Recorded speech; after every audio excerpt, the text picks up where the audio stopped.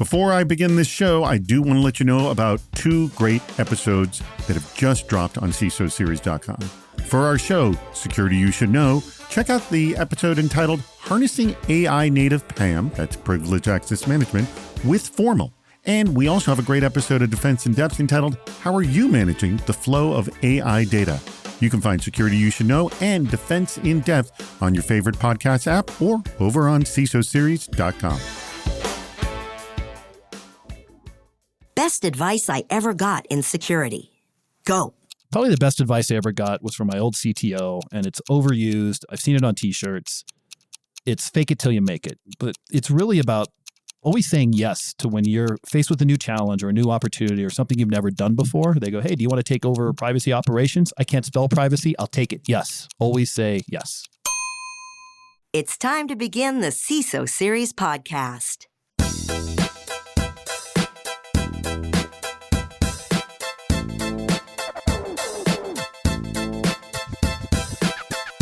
Welcome to the CISO Series podcast. My name is David Spark. I'm the producer of the CISO Series. Joining me is Andy Ellis. He's the principal at Duha. Andy, say hello to everybody. Good afternoon, folks, or depending on when you are in the world, good morning, good evening, or good night. By the way, Andy was pointing to a graphic over his left shoulder. I have explained to him many times that this is an audio-only program. He still doesn't get it. But I'm really excited that I have a monitor behind me so I can do videos with my slides here, but I've got to work on the contrast here. I don't know. We really have to, we all need to help Andy understand the difference between video and audio. Audio, you can only hear. You can't see things. Unless you have synesthesia, please. Let's not be normist. Good point, Andy. You know, we're available at CISOseries.com where all your senses, but touch and smell can be used. Ooh, smello browsers. Oh, and taste. Touch, smell, and taste. I take that. Seeing and hearing, you could do it, yeah. We should get scratch and sniff stickers to give away at the next conference. That's not a bad idea. We do have stickers, though. By the way, if you ever see me, I usually have stickers on me.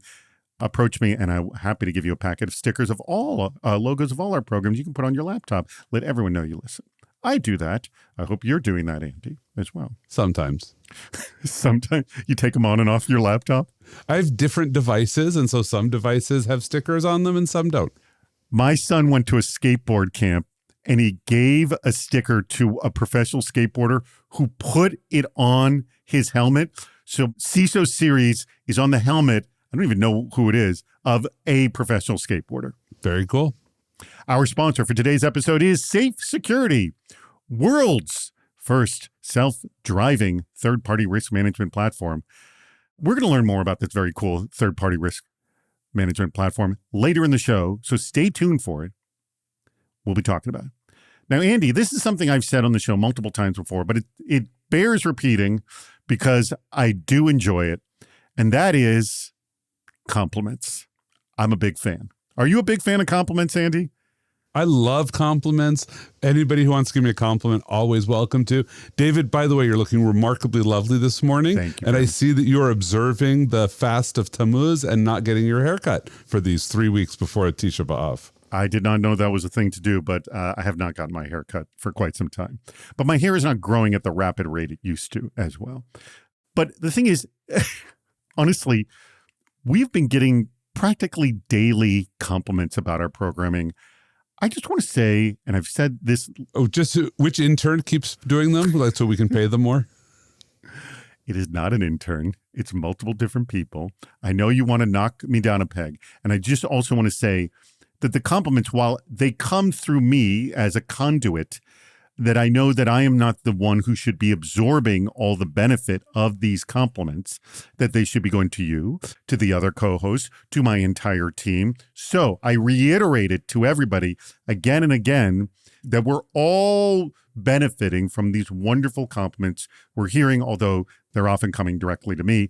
So, by the way, feel free to send compliments directly to Andy as well. And to Mike. Yeah, actually send them to the audio editors who make us sound good. Yes, and to the audio editors. You can also say that for the audio, we have multiple audio editors who work on all our programming, and video editor too as well.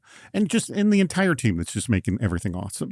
So just want to say that we appreciate the compliments. As I've said before, the line I use, I have a very high tolerance for compliments. I've yet to find my limit. So if you want to keep hitting me with them, maybe one day I'll find it. Probably not. Let's begin with the show. What do you say, Andy? Yes? That sounds like a great idea. Our guest, first time on a CISO series show. Thrilled to have him on board. He is the CISO over at Freshworks. They are not a delivery mechanism for your supermarket, which For food, they don't deliver talcum powder for your baby's bottom. My understanding is ITSM and customer experience and security stuff-ish. Exactly. But I bet you if someone makes a really big deal with you, I bet you'd throw that in as an add-on. Like, you need a bottle of talcum powder. All right, we'll throw it in. I don't know if we're that startup-y anymore. We're pretty established. Everything but the so we have a great security program, but it's not part of our product. Let me say who this is. The man who's speaking right there. He's the CISO of Freshworks. It's Jason Loomis. Jason, thank you so much for joining us. Thank you so much for having me on. Longtime listener, first-time guest. Well, that didn't work out the way we expected. When it comes to preventative cybersecurity, our industry definitely suffers from physician heal thyself syndrome. Now, Ross Haliluk of Venture in Security recently called out what many CISOs know but don't like to admit. Everyone talks about prevention, but very few actually implement it. Now, of course, if it was easy, everyone would do it. Prevention requires organizations to know exactly what they're trying to stop. And unlike detection tools that work silently in the background, preventative controls introduce productivity friction. So you might be succeeding with prevention, but at the cost of political capital in the business. Suddenly, every preventative measure becomes a negotiation with frustrated users or impatient executives. So, Andy, I'm starting with you. If we're going to actually make the organization take our prevention medicine, do we need to start with a cultural shift and buy-in before implementing controls? How do you start this process of actually doing prevention, which kind of everyone's on board with? So I think the most important thing here is this is not your medicine to give. It's the organization's medicine to choose to take. Right? You go to a doctor and a doctor says, I'm going to put you on statins. It's your call whether you're going to take the statins or not. Like, the doctor is not forcing them down your throat.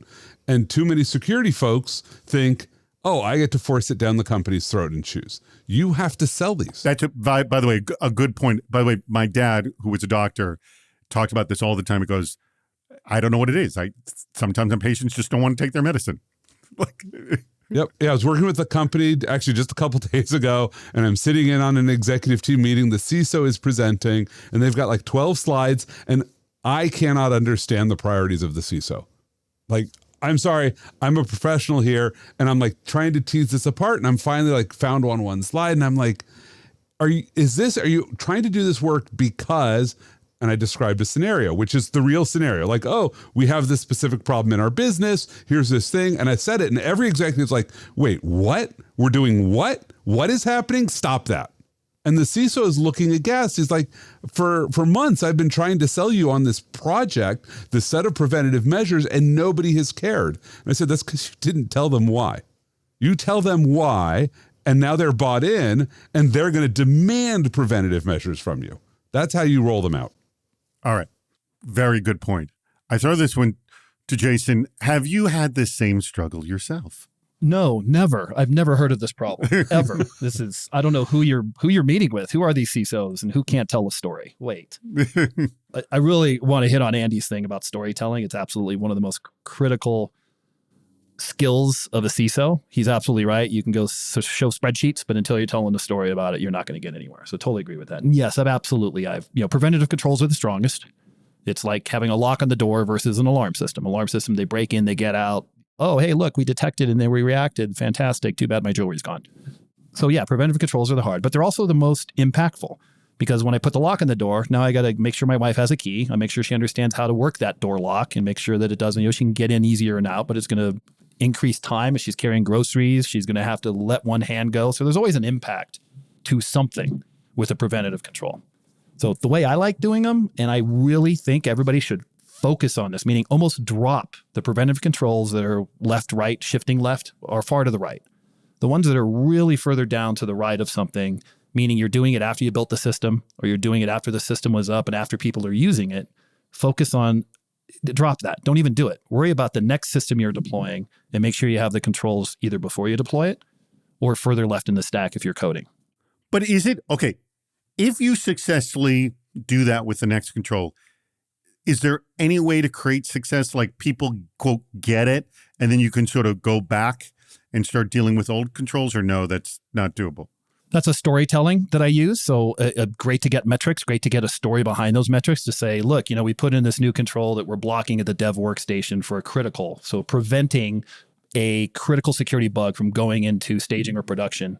If you do it there, then you got to tell the story after. Like, look, I just saved 100 hours of development time because we know it takes this long to do a critical bug in production because I stopped it at the developer workstation when I deployed this new preventative tool. I stopped 100 of them, which is equated to about 1,000 hours worth of dev time. So there's absolute ways with that. Everything comes back to storytelling. Storytelling, you got to have the metrics for it. And then the storytelling behind it to show the value. And even better if instead of saying I saved, you're like, this team saved the company by implementing this control. Oh yeah, I never do. I actually, except on my podcasts, I only talk about me. Yeah. I always use, you bring up another great point, always use we. It's we. It's a team effort. It's always we. As a leader, that's the number one thing. You never take credit for anything. I never say I did this. And I'll call out individuals who did the work. Like, oh, this is my head of product security ran this. It was awesome job, Naga. That's his name. Yeah. Oh, I'd go one step further. The security team doesn't take credit. The team that actually got it implemented is the one you give credit to. So the other teams are like, get out of my head, man. You said nice things about me in front of the CISO, or you said nice things about them. How do I do work for you so that you'll compliment me? Pays benefits. When you say, oh, product and engineering developed this. This was their baby. And thank you so much, product and engineering. You did great work here. Oh, yeah. Yeah. Dividend. I will also say, while receiving compliments is great, so is giving them. Yeah. Giving is better than receiving. As a CISO, what do you think about this? If you go on the cybersecurity subreddit, there's almost a constant drumbeat of posts talking about burnout and the day-to-day pressures of cybersecurity. These posts are usually met with frank advice, helpful anecdotes, and more than a little snark. It's still Reddit overall. But one recent post asked if CISOs and other security leaders need a, quote, space to support cybersecurity leaders and teams more intentionally. Now, this essentially seems like a CISO support group to me, and we have some spaces for this on Slack and LinkedIn. But is that enough? I mean, what would these kinds of spaces need to include in resilience and leadership training to be worth your time? And it's starting with you, Jason. Is it too limiting for individual CISOs? Don't we need this kind of support for the whole team? Basically, does what we have, is that enough? No. But it's so up to the individual, the organization, and the team. So many things drive CISO stress, from who you're reporting into. What's your executive leadership team like? Do you have the budget and support you're given? How good is your team? Were you handed the team? Were you able to pick the team? Are you a good leader yourself? Because that's going to cause problems if you're not a good leader. There's so many different variables with that. But overall, the theme about are CISO stressed out? Absolutely. We have one of the hardest jobs because we don't really ever get wins. Revenue, sales, get wins. Oh, you busted it out the quarter. Nice work. And you're mentioned at the town halls. Marketing. Wow, what a great marketing effort. Did you see everybody driving by and see that billboard? Everything else is sales, product. We nailed these features that our customers are so happy. CISOs never get it. You're always doing something wrong. It's like the power company, right? You only get complaints when the power goes out, and that tends to be. So CISOs are extremely stressed out. I don't like the virtual nature of the Slack and the LinkedIn groups. I think we need in-person. Well, and we have that to a degree. Like, there are conferences, and the two big events like Black Hat and RSA are huge. But also, I also started a security group in the San Diego area, which has been great for that as well. But no, David, in my opinion, those groups are what are the best solution. When you can get, I don't want to be at a conference and talk to somebody I don't know, but if I've met you twice at this dinner and we talked about our kids or about softball, I'm going to get to know you more. And then we're going to start talking about how sharing the stress of, it's the idea is the same storm, different ship. The idea that a CISO can, we're all facing the same problem. And that makes us actually feel better so that we don't think it's unique to us, or that we have these stressors that if we know that other CISOs are facing these same problems, that helps. And you can't do that at Black Hat. Some things you can't say. I mean, we might over a beer once I found out and I start to trust you as another CISO. So I'm really a fan of those smaller. I belong to two of them, one in LA and one here in Colorado, that I absolutely make the dinners every 2 months. And it's just such a great small, 10 of us. Right. And that's where I get that support. Be like, okay, I feel better. My board just yelled at me. They don't yell, but. And wherever you are, you could be doing this in your space. There's nothing limiting you to do this in your own space. I can't stress it. Yes. I moved here knowing nobody, or knowing, one person. And then he was the one who helped me start the group. Yeah. And it doesn't have to be at the CISO level, like you mentioned. Like it can be at the director level, the manager level. It could be at a specific vertical within security. Hey, we're incident responders anonymous. It could be a bunch of people looking for their first job too. Those are great. Yeah. For the networking, just to get to know somebody, to get your foot in the door. Absolutely. All right, Andy, I throw this to you. Is what we have satisfactory enough? Both Jason and I agree that if you can do regular in-person meetups wherever you are, that's ideal. So first I want to start by saying that if you're worried about burnout, hanging out on Reddit is probably not helping you. Well, people like to shout. Think about your selection bias of what community you're hanging out with. All caps. But let me actually say, I know this is a huge problem in our industry, and I'm gonna try saying something radical. Get over it. Like, our community is actually not that special, but everybody pretends we are. Like, we do not have more stressful jobs than the CRO who, if they don't make the number, get fired. They've got 1 year to make a number, they're fired and go. But don't you think there's a little bit of a Rodney Dangerfield sort of sentiment in the security industry? Oh, there's a lot of people who are like, oh my God, we got to blow it all out of proportion. We take onto ourselves stressors that are not ours. We panic when people around us aren't stressing, and so we stress more. And so at some point, you actually have to say, this is a job. This is not, you're not a superhero. Your job is not to save the planet. You have a job to do, which is to enable your business to make wiser risk choices. And I'm not saying that burnout is not ever going to be a problem and that it's all self-induced, but there is a component of it that is self-induced. But hold on, I'm gonna push back on this, because this is a lot of sort of Dr. Phil style response in that just get over it kind of a thing. But there are mechanisms to get over it. There are techniques to get over. There are techniques to manage. Yeah. And that's why you need your groups. But if your groups are all the people who don't know how to get over it, then you got an echo chamber. And that's part of the problem here, is that we talk to each other and we talk to people who say, oh my God, it's awful. And so we believe it's more awful. Go find your support group of level-headed people, or people who work outside of cybersecurity who have very stressful jobs, and listen to how they manage stress. Like, I know CROs, how a lot of them manage stress. They go golfing, they go fishing, they do things that have nothing to do with their day job. So I'll tell you a perfect example of this. And I think it has to do with the security people who like to blame the quote stupid users. Right. And the people who realize, no, they're doing their job. And years ago, this Ashley Madison case where people got caught. And what was Ashley Madison? I don't know anything about it. Were you one of the users of it? Is that how come you know about it? I read the news, Andy. Can't believe you walked into that one, David. I read the news. The Ashley Madison case. And I did one of my Man on the Street videos where I asked people, now the Ashley Madison, what's your advice for users who got snagged in the Ashley Madison case? All right. I would say half of the people, and this goes back a number of years ago. This goes back maybe 8-9 years ago. Half of the people's advice, and because this is security professionals, their advice, again, I was asking for advice, was they shouldn't have been on there in the first place. And I'm like, that's not advice. Mm-hmm. That's I told you so. And I did get good advice. I talked to some lawyers, and they actually provided some good advice on how to deal with this kind of thing. And so this is often, I think, the problem is when something hits the fan, they just want to show that they were right. And again, I don't see nearly as much of it today as I did back then. Anecdotally, how do you feel, Andy? Like the challenge is, like, I agree with you that that some of this is people who think that they're the center of the universe. They're not focused on the user. Like, you want to talk about Ashley Madison, like, if I recall, there are several suicides related to that breach. And so if your advice to people who are having literally the last worst day of their life is you shouldn't have done it, which, sure, we all can agree on that one. But that's not, but just so we can all define it, that is technically not advice. Right.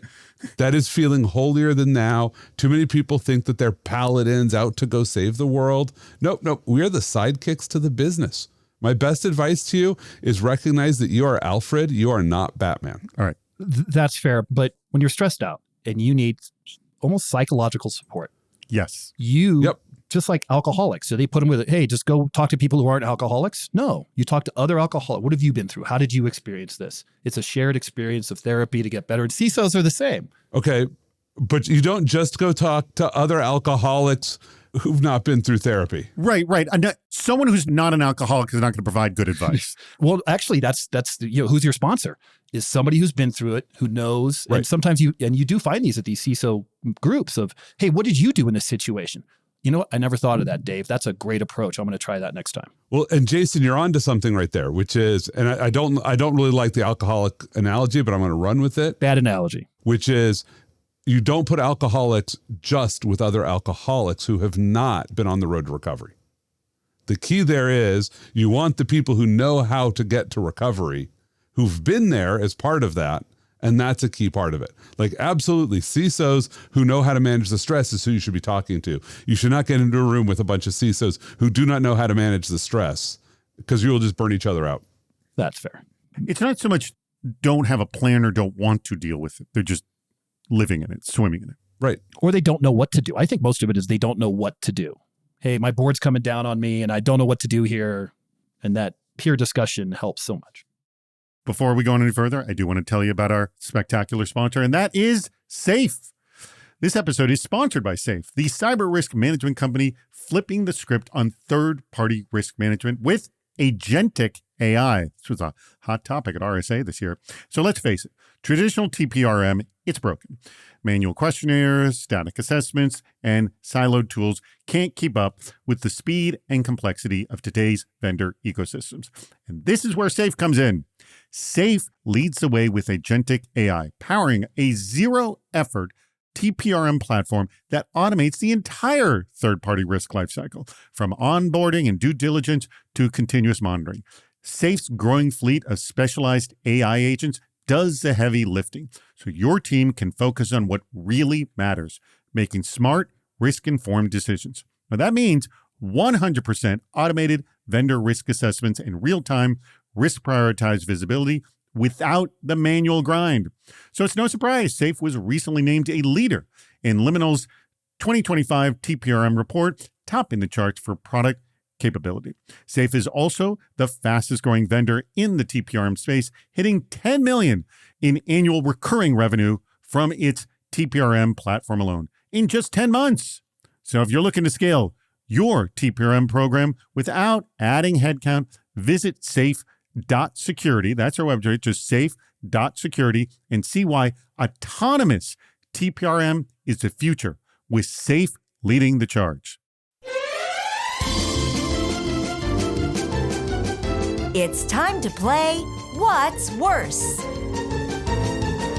All right, Jason, you know how this game is played, correct? Yes, I do. All right, we got a brand new contributor. Just literally minutes before this recording, this What's Worse scenario came in. It comes from Ozren Bogavats of Generac, and here's the situation. You got the following situation. You are the CISO of a publicly traded company that acquires a manufacturing plant in Germany. Shortly after the deal closes, the site is hit with ransomware, resulting in a 2-week outage. After a tireless recovery effort, the site is finally back online. Now, the investigation reveals that the existing endpoint detection and response solution is outdated and inadequate. So your team is prepared to deploy your standard enterprise platform to restore visibility and strengthen defenses. However, a privacy impact assessment has not been completed, and the Workers' Council has not been consulted. You are still trying to confirm whether one has been formally established. Both steps are required under German law. You were also informed that if privacy violations occur, local authorities could intervene and potentially shut down the planet again. All right, here are your two scenarios. Scenario one, and by the way, Jason, just so you know, I'm going to have Andy answer first, so hold your response.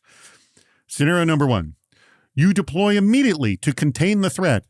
Privacy teams may block it, and the move could damage trust with internal teams and the new subsidiary. Or scenario two, you just wait for approvals, which could take months. Meanwhile, the plant remains vulnerable and at risk of another attack. So, Andy, which one is worse? Like, I'm trying to find the trick here because this is pretty clear that number two is worse. Well, hold it. Let me say. Like, just go deploy. Both of these are risk of getting fined. Yep. and getting shut down, or risk of being attacked. Right. Yeah, I think you go deploy, you file a bunch of CYA paperwork, you notify lots of people that we're doing this. We're going to rapidly do a privacy impact assessment. We are going to hide all of our logs from our US colleagues for a little while. Like, you jump through some hoops to make it clear that you are not end running the privacy system. You're just end running the bureaucracy. You're going to get it out, but you're going to comply with everything. You engage folks. Like, you can manage this. Like, this is a paperwork exercise that is completely manageable on this front end. Establishing the precedent up front that, oh, no, we don't do anything until this bureaucracy comes through, even in a crisis. Yeah, no, I'm going to go with number two, even if it costs me my job, is what I prefer. So number one's worse. But we're assuming that they don't care that you say all of this stuff, because if that were the case, what you said, Andy, then of course scenario two would be far worse. That's assuming that, like, oh, we're okay with the fact that you did this and you sent the paperwork. But look, we have privacy laws in Germany, and we don't care that you said it. Yeah. I still think that in this case, you're going to proceed with because almost every one of the laws, first of all, you get to file all your paperwork in German, which is a lot of fun dealing with the German government. You file nothing in English. It's all in German. But you have an emergency. You're doing emergency cleanup. You will do the privacy impact assessment in parallel, but you're not going to sit here and say, oh, we are going to leave German power offline until we get the privacy impact assessment done. No, we're going to do the privacy impact assessment. If it turns out we picked wrong, we'll fix our error. Yeah. All right, Jason, do you agree or disagree? Door number two, please. Door number two. I disagree. You disagree? Yes, but yes, I disagree. Oh, so you would rather wait for the assessment? Okay, all right. But so Andy was hold on, wait. Let me just please let me finish that sentence. hold it. Let me pause you for a second, Yeah. Jason. I just want to point out that Andy was like so confident. Mhm. It's like, of course, number two is worse. Dancing. Of course, you're a fool for even reading this, David. I did not say you're a fool for even reading this, although I did think it. No, but it was intended. It was all, Jason, you heard it. It was intended, right? It was between, everyone sort of read that between the lines. I could see him. He was dancing. So He there was that. dancing. Like, I totally was dancing. all right. I love whatever comes out of Jason's mouth. I know I'm going to love it. Okay, I want to hear Jason's justification for leaving his company exposed to ransomware that could shut down the German power distribution infrastructure when he has an off-the-shelf tool currently capable to deploy. Sure, an untested in that environment tool. No. And a tool that's not 100% efficacy. I don't know if the tool's going to work. For me, I'd focus on mitigating controls. There are always mitigating controls to one specific control. So I would say, I'll wait and I'll figure out. No. Okay, so Jason is editing, which I just want to point out What is your... that Jason edited the scenario to say untested tool. No, this is your standard off-the-shelf tool. This is a Kobayashi Maru. Yeah, this is your standard off-the-shelf. Like, this is the EDR that you're running everywhere else in your business. Right. That you just want to deploy into here because it is effective for your business. You think it's fit for purpose. You can't make it not fit for purpose for the scenario. Yeah. No, so I'm going to wait to deploy that, but I would focus on, there's nothing wrong on why I can't focus on other controls to help prevent what happened. Do you have to do privacy impact assessments for those? Nope. You can't deploy anything if you're waiting. No, that's not true. We don't know. I'm positive there are things I can do that aren't the EDR that are going to affect privacy. No, hold on. First of all, yeah. I respect the law. So the way these platforms work is you only could do A or B here. There isn't a choice of C or D here. That's how this game works, Jason. Jason does not want to. I said I was going to love everything came out until he went rogue on the game. I know. Oopsie. Okay, I'll still go B. It's the right thing to do. You're still going. Oh, you mean B? You prefer? Because the game's called What's Worse. You have to check which one you think of. So, is it worse? I prefer B. You prefer B than leaving your company open to the ransomware. I respect the personal right of individuals over my company. You see, and that's what the German government thinks as well. And I don't want to touch with that. And that's what government believes, and I'm a fan of that. Jason is in line. Do you really, really want to mess with the German government? They're probably bigger than you. Me? Wait, you're asking if I want to mess with the German government as I hold up my Star of David? No, I don't. You don't. They've got some pretty strict privacy laws now. They absolutely have strict privacy laws, but they are not, despite the reputation that they might have, they're not stupidly draconian. Well, aren't we going outside of the rules of the thing again? If you say, they're really not going to come after us? No, they might come after you, but they're not going to come after you in a way that is overly punitive. Like, I've operated in Germany before.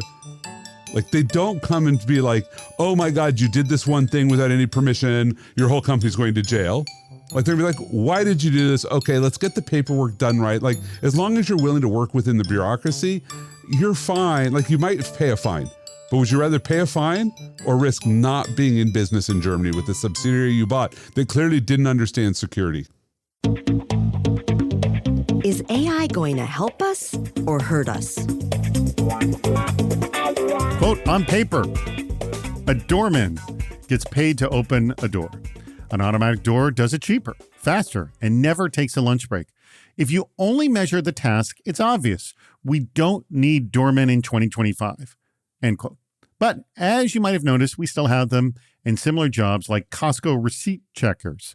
So rather than considering these roles a novel anachronism, Nick Romanos of Rivers Agency pointed out this reductive approach mistakes the visible task for the full value. The doorman also screens for sketchy people, recommends the best nearby latte, and signals status of the building where you're at. So can we extend this, quote, doorman effect to AI? In cybersecurity, we're facing the idea of replacing analysts, researchers, and even some architects because their output can be mimicked by machines. But the best security professionals navigate organizational politics, interpret ambiguous intelligence, and read the room during incident response. There's more there than just the visible task of analysis. There's no question AI can and will be used to execute human security tasks. But I'm going to start with you, Jason. What are these doorman effects we'll miss without a human in the loop? A lot. Automating tasks is easy. Automating trust, intuition, cultural fluency, that's not. The doorman effect isn't just about finding threats. It's about knowing why, who to tell, get back to storytelling, and how to say it. AI can analyze, but humans contextualize. AI can tell you someone's breaking in. Oh, yeah, we just had this alert go off. Yep, AI says, I got an alert. Someone's trying to get into our systems. But as of today, it's the human that's going to know, oh, man, that's my CEO again. He's partying in Ibiza, and he's using hotel Wi-Fi. But I knew that. There's value beyond the task, absolutely. Just like the door greeter analogy. And also, the other big thing is when to cause an incident and when not to cause an incident. Mm-hmm. Oh boy, somebody's breaking in. And the knowing not to is like, oh, no, that's your buddy over there again. All right. Throwing this to you, Andy. What doorman effects do we lose with any automation? I mean, let's not even go to AI first. Let's just start with things like Outlook and calendaring and how much of a disaster meeting scheduling has become since we took humans out of the loop. Like, remember when we used to have admins who would actually figure out like optimal meeting scheduling and do sane things? And now it's like, oh, somebody goes and clicks a link and they throw something on your calendar like at a pessimal time. And like, you have crazy things going on like with that. AI might actually make this better. To be clear, I think that the replacing humans with small technologies to do those tasks is the really dangerous thing, right? An alert that says, oh, here's an alert, automatically block it. That's problematic. AI has the potential to start to do some of that correlation that humans have been doing. I don't think we're really there yet outside of some very narrow use cases.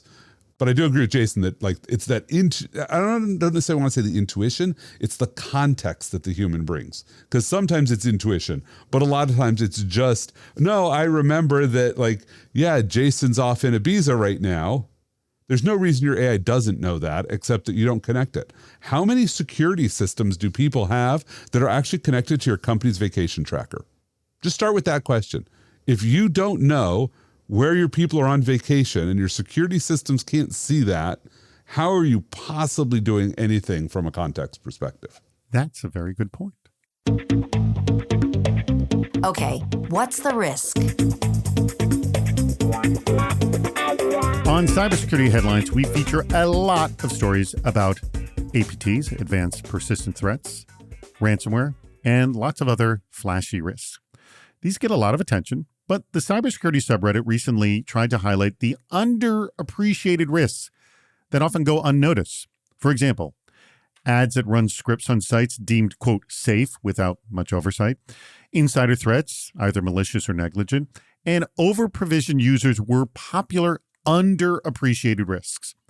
Others cited more basic risks like the weather flooding a data center or your air conditioning going out at your data center. And of course, good old-fashioned stupidity is a risk. So Andy, do any of these resonate with you? And what risks do you see not getting the concern they deserve? I mean, the single biggest risk is that most companies don't make good choices.